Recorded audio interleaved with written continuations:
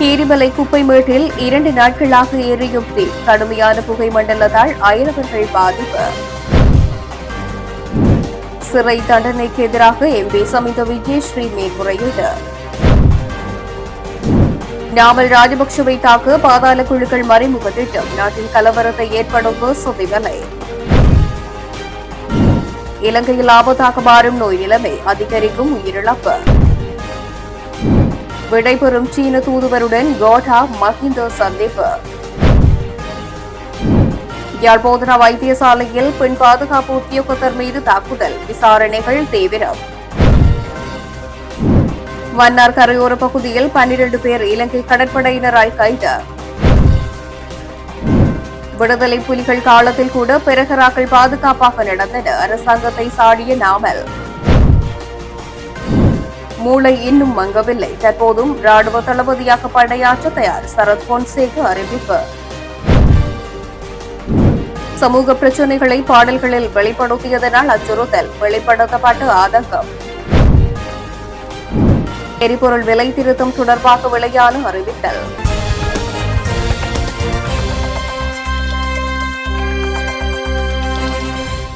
யாழ்ப்பாணம் கீரிமலை குப்பைமேட்டில் 2 நாட்களாக நெருப்பு எரிந்து வருகின்றது. அதனால் ஏற்பட்டுள்ள புகையால் அப்பகுதி மக்கள் சிரமங்களுக்கு உள்ளாகியுள்ளனர். வலிவடக்கு பிரதேசத்தில் மாவட்டபுரம் கீரிமலை வீதியில் 1990ஆம் ஆண்டுகளுக்கு முன்னர் சுண்ணக்கற்கள் அகழ்ந்த பகுதிகளில் பாரிய குழிகள் காணப்படுகின்றன. அவற்றுக்குள் குப்பைகளை கொட்டி சுகாதார நில நிர்வகை திட்டம் என குழிகளை மூடும் நடவடிக்கை 2019ஆம் ஆண்டு கால பகுதியில் மேற்கொள்ளப்பட்டது. அதற்கு பலத்த எதிர்ப்புகள் கிளம்பிய நிலையில் இது கைவிடப்பட்டது. இந்நிலையில் மீண்டும் அந்த குழிகளுக்குள் வலி தெற்கு பிரதேச சபையினர் மற்றும் கடற்படையினர் டிப்பர் வாகனங்களில் கழிவுகளை கொண்டு வந்து கொட்டி வருகின்றனர். இது தொடர்பில் கடந்த 16ஆம் தேதி வலிவடக்கு பிரதேச சபையின் மாதாந்த கூட்டத்தில் உறுப்பினர்கள் அது தொடர்பில் பிரஸ்தாபித்து அந்த குழிகளுக்குள் குப்பைகளை கொட்ட அனுமதிப்பதில்லை எனவும் கொட்டப்பட்ட குப்பைகளை மீள அள்ளுவதற்கு நடவடிக்கை எடுப்பதாகவும் தீர்மானிக்கப்பட்டது. இந்நிலையில் தமது சபை தீர்மானத்தையும் மீறி வலி தெற்கிலிருந்து குப்பைகளை கொண்டு வந்து கொட்டுவதாக வலிவடக்கு பிரதேச சபையின் சுகாதார குழுவினருக்கு தகவல் கிடைத்து நேற்று முன்தினம் திங்கட்கிழமை அப்பகுதிக்கு சென்ற போது அங்கு கடற்படையினர் டிப்பர் வாகனத்தில் குப்பைகளை கொட்டுவதற்கு வந்த வேளை திருப்பி அனுப்பப்பட்டனர். அந்நிலையில் குப்பைகள் கொட்டப்பட்டு இருந்த பகுதிக்கு நேற்றைய தினம் செவ்வாய்க்கிழமை காலை அத்துமீறி நுழைந்த கும்பல் ஒன்று தீ வைத்துள்ளது. குறித்த தீ 2 நாட்களாக தொடர்ந்து எரிந்து வருவதனால் அப்பகுதி மக்கள் பல்வேறு சிரமங்களுக்கு முகம் கொடுத்துள்ளனர். ஐக்கிய மக்கள் சக்தியின் பாராளுமன்ற உறுப்பினர் சமிந்த விஜயஸ்ரீ தனக்கு விதிக்கப்பட்ட 18 மாத சிறை தண்டனையை ரத்து செய்து விடுதலை செய்யுமாறு கோரி பதுளை மேல் நீதிமன்றத்தில் மேன்முறையீடு செய்துள்ளார். அத்துடன் இந்த மேன்முறையீட்டை மேன்முறையீட்டு நீதிமன்றத்துக்கு பரிந்துரைக்குமாறும் வழக்கின் விசாரணை மற்றும் தீர்ப்பு வெளியாகும் வரை தனக்கு பிணை வழங்குமாறும் அவர் நீதிமன்றத்திடம் கோரியுள்ளார்.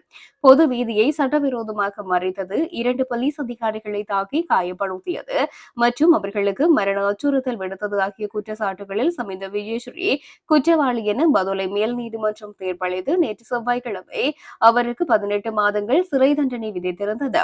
2019ஆம் ஆண்டு பாராளுமன்ற உறுப்பினரின் வாகனத்தை போலீஸ் ஜீப் ஒன்று முந்தி சென்றதை தொடர்ந்து ஏற்பட்ட வாக்குவாதம் மோதலாக மாறிய பின்னரே இந்த வழக்கு பதிவு செய்யப்பட்டிருந்தது. இந்த சம்பவத்தில் போலீஸ் அதிகாரிகளை தாக்கப்பட்டதுடன் அச்சுறுத்தலுக்கு உள்ளாக்கப்பட்டதாக அரசு தரப்பு தெரிவித்திருந்தது. விஜயஸ்ரீ சார்பில் ஜனாதிபதி சட்டத்தரணி அனுஜ பிரேமரத்ன உள்ளிட்ட சட்டத்தரணிகள் குழு இந்த மேன்முறையீட்டு மனுவை தாக்கல் செய்துள்ளது. நாமல் ராஜபக்ஷ பயணிக்கும் வாகனம் மீதோ அல்லது அவர் பங்கேற்கும் கூட்டம் மீதோ தாக்குதல் நடத்தப்படலாம் என சர்வதேச புலனாய்வு தகவல்களை மேற்கோள் காட்டி IODPP போலீஸ், அதாவது இலங்கை போலீசாரை அரசியல் அழுத்தங்களில் இருந்து பாதுகாக்கும் அமைப்பு என்கின்ற புலனாய்வு வலையொலித்தளம் செய்தி வெளியிட்டிருக்கின்றது. இது தொடர்பில் வெளியிடப்பட்டுள்ள மேலதிக தகவல்களாக இதுகுறித்து தீவிர அவதானம் செலுத்தப்பட வேண்டும். நாமல் ராஜபக்ஷ எந்த அரசியல் கட்சியில் இயங்குகிறார் என்பது முக்கியமில்லை. அவருக்கு இலங்கையின் அரசியல் களத்தில் இயங்குவதற்கு உரிமை உண்டு. அதற்கு இடம் அளிக்க வேண்டும். எதிர்க்கட்சியில் உள்ள அனைவருக்கும் அந்த உரிமை உண்டு. அந்த உரிமையை அரசியல் ரீதியாகவோ அல்லது பாதாள உலக குழுக்கள் மூலமாகவோ தடுக்க முயன்றால் அதற்கு இடம் அளிக்க கூடாது. அவரது பாதுகாப்பை உறுதிப்படுத்துங்கள். ஏனெனில் இந்த தாக்குதல் நடந்தால் பழியை அரசாங்கத்தின் மீது போடுவார்கள். ஜேவிபியினர் தான் கொலை செய்கின்றார்கள் என்று கூறுவார்கள். இவ்வாறான சம்பவங்களில் பழி அரசாங்கத்தின் மீதே விழுகின்றது. இது ஒரு பாரதூரமான நிலைமை. நாமல் ராஜபக்சவுக்கு ஆதரவாளர்கள் உள்ளனர், அரசுக்கும் ஆதரவாளர்கள் உள்ளனர். இதனால் இரு தரப்பிற்கும் இடையே மோதல் ஏற்பட்டு நாடு குழப்ப நிலையை அடையும். இதைத்தான் அவர்கள் எதிர்பார்க்கின்றார்கள். அப்படி நடந்தால் உயிர்த்த ஞாயிறு தாக்குதல் விசாரணைகள், கைதுகள் மற்றும் ஊழல் எதிர்ப்பு நடவடிக்கைகள் அனைத்தும் அப்படியே நின்றுவிடும். எனவே இது மிகவும் திட்டமிடப்பட்ட ஒன்றாகும். இலங்கையின் முன்னணி துப்பாக்கிச்சூடு நடத்துபவர்கள் ரகசிய கொலையாளிகள் இருவர் இந்தியாவில் கைது செய்யப்பட்டுள்ளனர். இந்தியாவின் புலனாய்வு அமைப்பின் தகவல்களின்படி அவர்கள் தப்பிச் செல்ல முயன்ற போது கைது செய்யப்பட்டுள்ளனர். இவர்களை இலங்கைக்கு கொண்டுவர ஏற்பாடுகள் முன்னெடுக்கப்பட்டுள்ளன.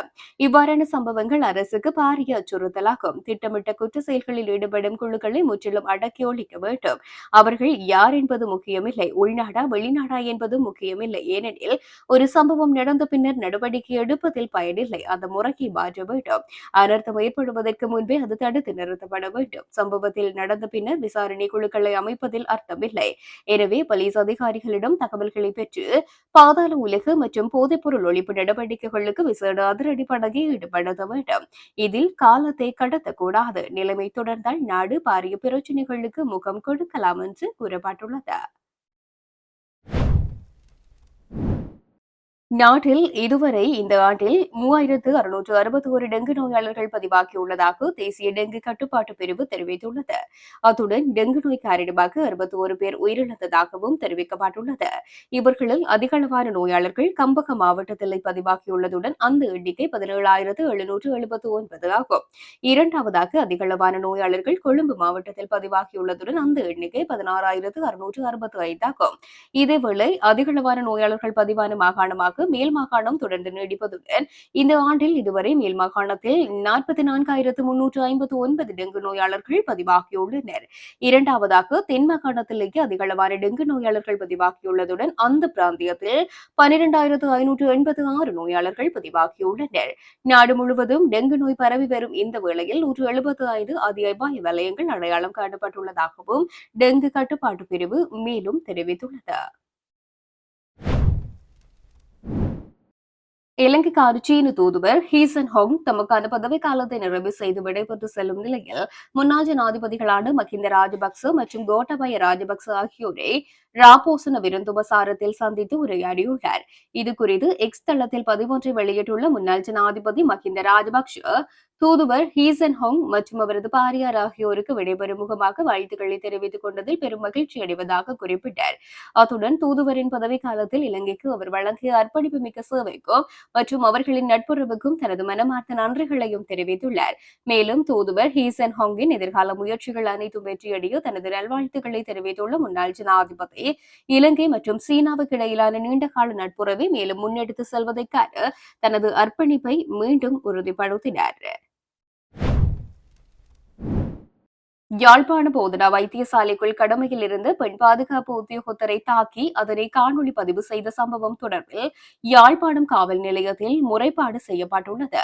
இதுகுறித்து மேலும் தெரிய வருகையில் யாழ் போதனா வைத்தியசாலைக்கு நேற்றைய தினம் மாலை நோய்வாய்ப்பட்ட யுவதி ஒருவர் குடும்பத்தினரால் அழைத்து வரப்பட்டு அவசர சிகிச்சை பிரிவில் சிகிச்சைக்காக அனுமதிக்கப்பட்டுள்ளார். நோய்வாய்ப்பட்ட யுவதியுடன் யுவதியின் தாய் உள்ளிட்ட இரு பெண்களும் மேலும் 5 ஆண்களும் வைத்தியசாலைக்கு வந்திருந்த நிலையில் அவர்களும் அவசர சிகிச்சை பிரிவின் வாயில் பகுதியில் குழுமி இறந்துள்ளனர். அதன்போது அங்கு கடமையில் இருந்து பெண் பாதுகாப்பு உத்தியோகத்தர் யுவதியின் தாயாரை தவிர ஏனையோரை அங்கிருந்து செல்லுமாறு பணித்துள்ளார். இந்நிலையில் அங்கிருந்தவர்கள் யுவதியுடன் முரண்பட்டு அதனை தமது தொலைபேசியில் காணொலியாகவும் பதிவு செய்துள்ளனர். இதற்கு பெண் பாதுகாப்பு உத்தியோகத்தர் எதிர்ப்பு தெரிவித்த போது பாதுகாப்பு உத்தியோகத்தரை ஒருவர் பின்பக்கமாக இறுக்கி பிடிக்க மற்றும் ஒருவர் அவரை தாக்கிவிட்டு அவர்கள் அங்கிருந்து தப்பி சென்றுள்ளதாக தெரிவிக்கப்படுகின்றது. இது தொடர்பில் தாக்குதலுக்கு இலக்கான பெண் பாதுகாப்பு உத்தியோகத்தர் வைத்தியசாலை பணிப்பாளருக்கு அறிவித்ததுடன் தனது பாதுகாப்பு சேவை நிறுவனத்துக்கும் அறிவித்த நிலையில் அவர்களின் அறிவுறுத்தலுக்கு அமைய காவல் நிலையத்தில் சிறுவர் பெண்கள் பாதுகாப்பு பிரிவில் முறைப்பாடு செய்துள்ளார். குறித்த முறைப்பாட்டின் பிரகாரம் காவல்துறையினர் விசாரணைகளை முன்னெடுத்துள்ளதுடன் சம்பவத்துடன் தொடர்புடைய ஆண்களை கைது செய்ய நடவடிக்கை எடுத்துள்ளமை குறிப்பிடத்தக்கது. மன்னார் சவுட்பார் கடற்கரை மற்றும் தரைப்பகுதியை உள்ளடக்கிய வகையில் இலங்கை கடற்படையினரால் மேற்கொள்ளப்பட்ட விசேட தேடுதல் நடவடிக்கையின் போது கடல் அட்டைகளுடன் 12 சந்தேக நபர்கள் கைது செய்யப்பட்டுள்ளனர். குறித்த இந்த நடவடிக்கையானது நேற்றைய தினம் மேற்கொள்ளப்பட்ட விசேட தேடுதல் நடவடிக்கையின் பொழுது இடம்பெற்றுள்ளது. சட்டவிரோதமான முறையில் கடல் வலையினூடாக நாட்டிற்கு கொண்டு வரப்பட்டு மற்றும் எவ்வித அனுமதி பத்திரமுமின்றி தரைவழியினூடாக கொண்டு செல்லப்பட்டு 14,072 கடல் அட்டைகள் உட்பட 12 சந்தேக நபர்கள், 3 டிங்கி படகுகள் மற்றும் 2 மோட்டார் சைக்கிள்கள் இவ்வாறு கடற்படையினரால் கைப்பற்றப்பட்டுள்ளது. இலங்கை கடற்படை கப்பல் கஜபா நிறுவனத்திற்கு கிடைத்த தகவலுக்கு அமைய முன்னெடுக்கப்பட்ட இந்த விசேட நடவடிக்கையின் பொழுது சந்தேகத்திற்கிடமான 3 டிங்கி படகுகளும் 2 மோட்டார் சைக்கிள்களும் பரிசோதனைக்கு உட்படுத்தப்பட்டன. கைதானவர்கள் 24 முதல் 46 வயதிற்குட்பட்ட மன்னார் பகுதியைச் சேர்ந்தவர்கள் என்று அடையாளம் காணப்பட்டுள்ளனர். கைது செய்யப்பட்ட சந்தேக நபர்கள் கடல் அட்டைகள், டிங்கி படகுகள் மற்றும் மோட்டார் சைக்கிள்கள் மேலதிக சட்ட நடவடிக்கைகளுக்காக மன்னார் உதவி மீன்பிடி பரிசோதகர் அலுவலகத்தில் ஒப்படைக்க நடவடிக்கை எடுக்கப்பட்டுள்ளது. விடுதலை புலிகள் காலத்தில் கூட வரலாற்று ரீதியாக தலதா பெரகரா மற்றும் கதிர்காம பெரகராக்கள் பாதுகாப்பாக நிறுத்தப்பட்டதாக நாடாளுமன்ற உறுப்பினர் நாமல் ராஜபக்ச தெரிவித்துள்ளார். கட்சி தலைமையகத்தில் ஊடகவியலாளர்கள் எழுப்பிய கேள்விகளுக்கு பதிலளிக்கும் போதே அவர் இவ்வாறு தெரிவித்துள்ளார். இந்த நிலையில் அரசாங்கம் இந்த நாட்டு மக்களின் உண்மையான விருப்ப நிலைக்கு அறிந்து கொள்ள விரும்பினால் பல்வேறு தனியார் நிறுவனங்களுக்கு பணத்தை கொடுத்து கருத்து கண்காணிப்பு அறிக்கைகளை பெறுவதை தவிர்த்து உடனடியாக மாகாண சபை தேர்தலை நடத்த வேண்டும். அரசாங்கம் பணம் கொடுத்து செய்யும் கருத்து கணிப்பு அறிக்கைகளிலேயே நாட்டின் 50%க்கும் அதிகமான மக்கள் பட்டினியால் அவதிப்படுவதாக குறிப்பிடப்பட்டுள்ளதாக சுட்டிக்காட்டிய அவர், மாகாண சபை தேர்தலை நடத்தினால் ஜனாதிபதியை எத்தனை சதவீத மக்கள் ஆதரிக்கின்றார்கள் என்பதை துல்லியமாக அறிய முடியும். மேலும் தற்போதைய அரசாங்கம் மக்களுக்கு வழங்கிய வாக்குறுதிகளை நிறைவேற்ற தவறிவிட்டது. இருப்பினும் ஒரு கட்சியாக நாங்கள் எந்த நேரத்திலும் எந்த ஒரு தேர்தலையும் சந்திக்க தயாராகவே இருக்கின்றோம்.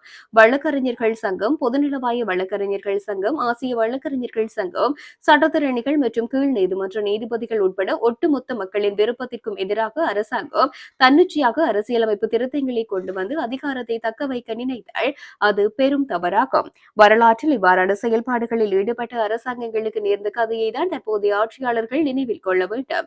பாதாள உலக குழுக்களின் அச்சுறுத்தலை காரணம் காட்டி கலாச்சார பெரகராக்களை தீர்மானிக்க கூடாது. விடுதலை புலிகள் மற்றும் ஜேவிபி அச்சுறுத்தல்கள் மற்றும் குண்டுவெடிப்புகளுக்கு மத்தியிலும் வரலாற்று ரீதியாக தலதா பெரகரா மற்றும் கதிர்காம பெரகராக்கள் பாதுகாப்பாக நடாத்தப்பட்டன என்று தெரிவித்தார். மட்டக்களப்பு மாவட்ட சர்வமத ஒன்றியம் சவுதி அரேபியாவில் தண்டனை விதிக்கப்பட்டுள்ள இலங்கையரான சிவராசா அனோஜன் தொடர்பான நிலைமையை ஆழ்ந்த கவலையுடன் அவதானித்துள்ளதாக தெரிவித்துள்ளது. ஊடக அறிக்கை ஒன்றை வெளியிட்டு சர்வமத ஒன்றியம் அமைப்பு இந்த விடயத்தை தெரிவித்துள்ளது. இது தொடர்பில் அந்த அறிக்கையில் மேலும் தெரிவிக்கப்பட்டிருப்பதாவது, எந்தவொரு மதத்தையும் அதன் புனித ஆளுமைகளையும் அதன் நம்பிக்கைகளையும் அவமதிப்பது ஏற்றுக்கொள்ள முடியாத செயல் என்பதை எமது ஒன்றியம் தெளிவாக ஏற்றுக்கொள்வதுடன் அனைத்து மதங்களும் பரஸ்பர மரியாதை, மனித கண்ணியம், சகிப்புத்தன்மை மற்றும் சமாதானத்தை போதிக்கின்றன என்பதையும் இங்கு வலியுறுத்துகின்றோம். எனவே மத வெறுப்பை தூண்டும் வகையிலான கருத்துக்களுக்கும் செயல்களுக்கும் நமது ஒன்றியம் என்றுமே ஆதரவு வழங்குவதில்லை. அதேவேளை குறித்த சம்பவத்தில் சிவராசா அனோஜன் தனது பதிவை குறுகிய நேரத்திலேயே நீக்கி தனது தவறினை ஒப்புக்கொண்டு மன்னிப்பும் கோரியிருந்ததாக அறிய முடிகின்றது.